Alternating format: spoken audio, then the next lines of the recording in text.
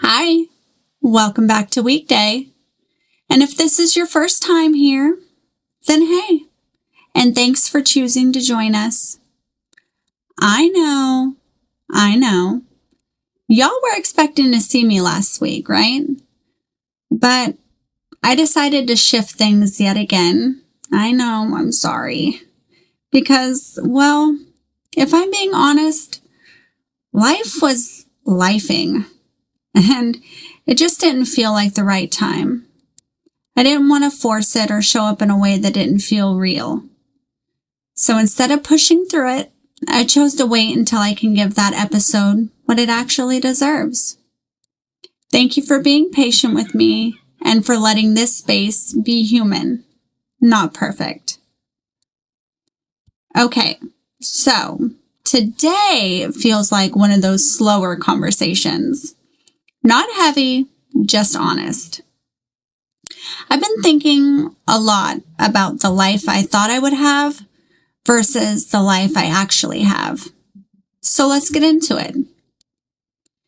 Do you remember that game we used to play as kids? You know the one. MASH. You'd sit there with your friends, writing it out.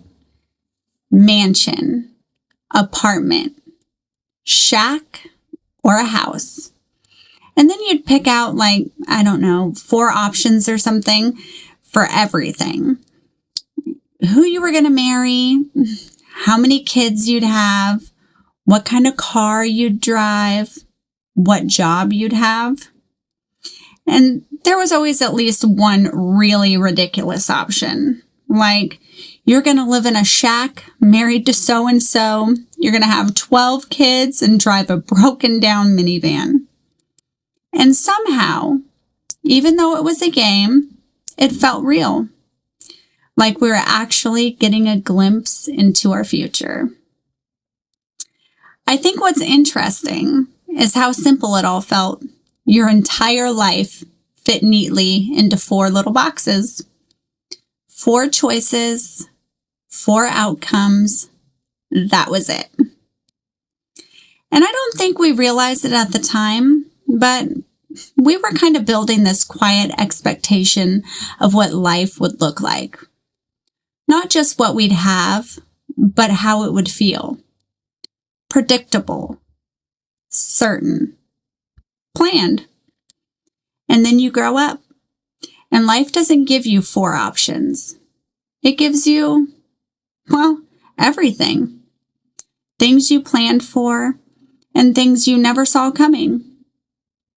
There are things I was sure would be a part of my life that simply aren't. And things I never imagined that are.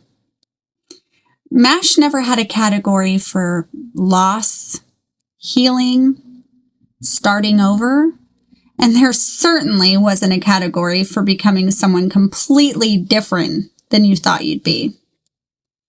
There wasn't a line for resilience.